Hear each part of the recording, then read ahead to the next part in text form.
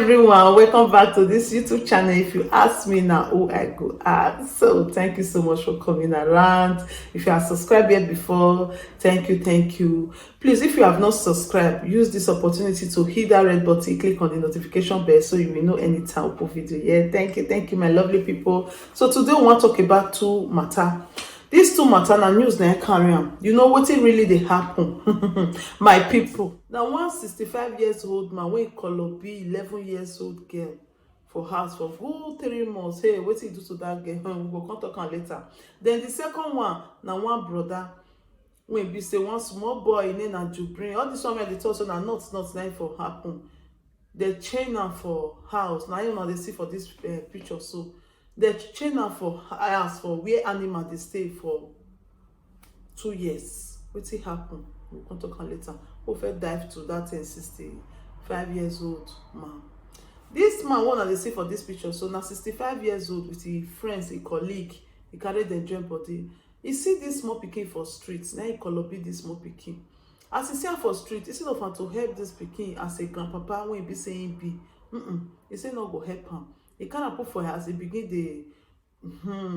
they choptalize am, you know. As they chop this small pikin for there, he not chop am alone. He can't invite this two friends, one of the six so he can't invite them, say make they come join, make they chop am.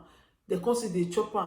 3 of them not see chop am alone. Then they come see go they invite people for us. I say he get one small pikin, one small nyaninya for house. When be say go they make them feel alright or make they come they pay money, make they come they do. He can't they carry that they can't they collect money. He can't get one particular man where he tell that the man say he go do in the thing they scratch am. As the man reach there when he see am, this thing when he say it is the walking stick when he say they scratch am. The thing you don't know the time when he tell me we like he do the way so call here before he tells that body again. Cause say what? He said this pikin too small now. Now this one be the nyaninya when you talk say make me come chop. Me I know they chop this kind one. Now frog when you get egg. Now you dey chop. You know they chop this kind one. So the man come to say, this kind of thing, e no good. Then the man come go tell police people. Police people come now, they can't really confirm say this small pikin don't dey there for like 3 months. When be say they just dey do like the pikin wey they see for street, maybe na pikin wey the parents don't abandon or pikin wey run come up for house. They say the way they do this small pikin so they say e no good. Now first of all, the rest people wey be say that they pay money come they do, they not fit arrest, they not see all those people cash. Then the ones where they see cash now be this 65 years old man and the two friends when be say that they come they chop this small pikin for inside house. They carry the put for inside kiri. I don't know why this say 60 something years old. Maybe I say may if they don't they grow. Some of them not be all. If I say they don't they that 60 something, if I say na small nyaninya on na come the sweet them for inside. Me I don't understand. Because if you look most news, all of us they talk for years 60 something, small pikin. Now when this see that one we still go jogodo that small pikin that time when you give her 80,000, you carry go give him mama. Now still 60 something. So it's 60 something. If I say that time, then their body, their walking stick, they tell they say this old one not good, or now the fresh one that they find. Me I don't understand. So now so they take carry these 3 people put for kiri or say why they go do this kind of small pikin like this. Even though say they say for street, they go help them. If they not fit help them, they go leave them for there. Not be say, especially the 65 years old man for inside this old man when he old pass for inside. So now that one really get the punishment because now carry and put for house. Now invite this two friends. Now I can see they tell people say they come they pay money, come they do. So people they get a very strong heart. You know even think say this one fit be my great grandpikin self. This is not good. So as they talk that one they work out the pass. So now another news just come again, my people. Now say make I come share with you now. One small pikin will be say he papa and he papa is 3 stepmother. They carry this pikin, lock and put for where they keep an animal. Now the pikin on they see so. This pikin dey there for 2 years. Nobody can rescue him. The 3 wives they not talk. That papa dey not talk. Even neighbors they say fear not let the neighbor talk because they say the man na one kind babati man when be say everybody they fear for the area. So they just put this pikin there, they throw food for around the way that they throw food for animal. Bath, not bath. And I not see the cloth don't turn to this thing for everybody. Now one good Samaritan wey be say the just dey waka dey go. Like I say, how they even though say this pikin self say na wish, even though say the pikin na this one, now na go just do one like this.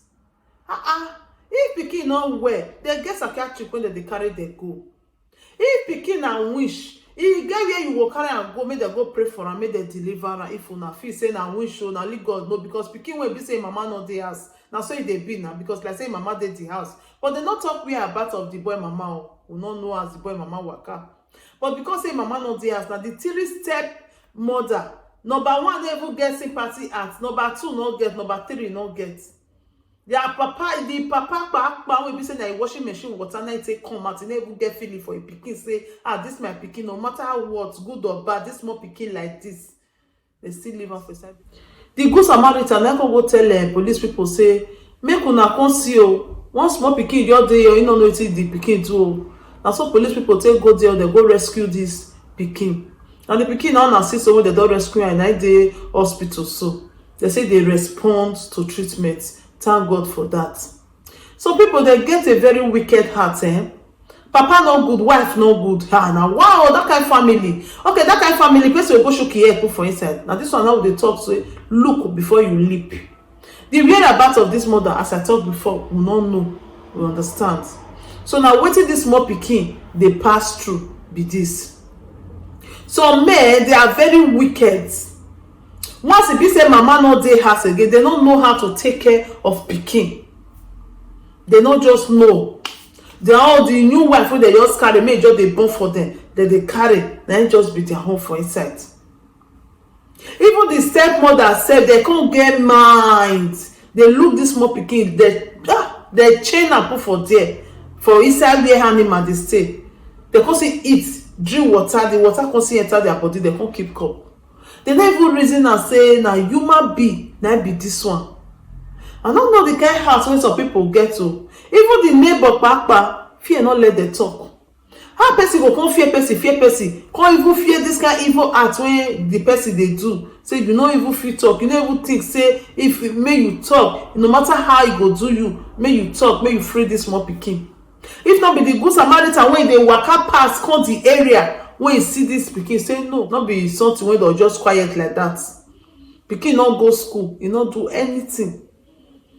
Thank God they say they want to take the children, the pikin for the parents and make them go the trainer, government of the states want to take all this one with the talk so not if for happen.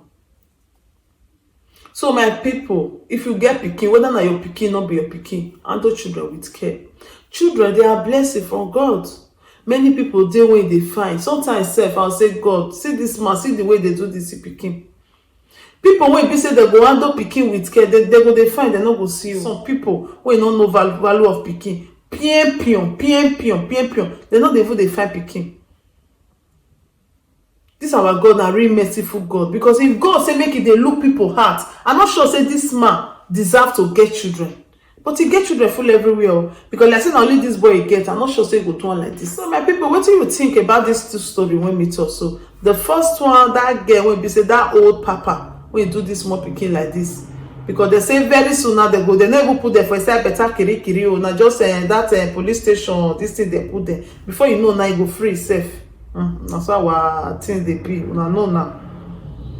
So what do you think about that one? Because many people when they talk say say as e be say na nothing for happen, they supposed to put the correct kiri maybe life kiri now supposed to be for them. He say but they no go give them life kiri. If na Sharia law now they break now, they go even want permit the person.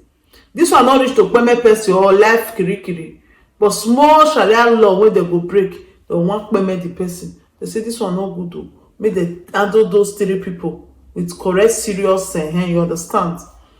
Then this one now when be say the papa and the 3 wife they dey kiri too, but I don't know what they go do to. Your comment is very very important. Leave your comment down there. What do you think about these 2 matter when be say we put for here? So how the world people say wicked to people. If now you this small pikin now, what you see for life, you know go fit talk am.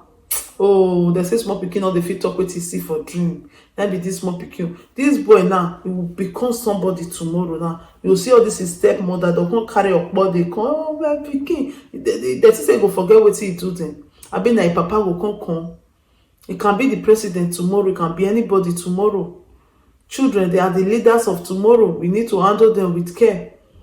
Okay, this kind of pikin now, which heart he go take get for a family? This kind one join abandon a family tomorrow. Now don't say, hey, yeah, pikin, don't throw away family. But waiting amala and pepper soup when you chop. This one even pass amala and pepper soup. This one amala with garlic. And this pikin shop for the parents' hands. Oh. Anyway, I'll stop this story for here. Your comment, leave your comment there. What do you think about this boy? If as a boy you discover say na so they treat you, what do you do to your parents? Will you forgive them later for what they do you so? Will you? Even if say you forgive them, will you still accept them as your father? Will you? Because this thing don't go viral. Now this boy will grow come in this video here.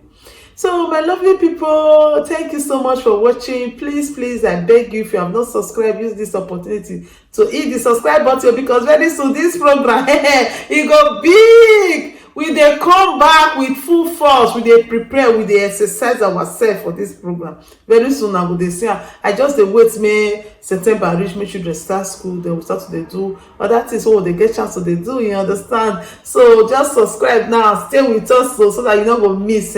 Thank you so much, and please, as you watch this video, share this video to all your social media network, and don't forget to put like button on this video. That hand where you take put like, up ever for you, backwards never for you. Share this video to all your social media network, because as you are sharing this video, you are saving soul, you are helping somebody. Because some people don't they be say they get this kind of wicked acts. They don't they colobate their own children, their own step children for inside house. Now by the time they watch this video, they go know say the Lord they come for them. They go know say what that they do not good to. At least they'll still change from their way, so you will still help. So share this video, my lovely people. Thank you so much. I'll see you on my next video.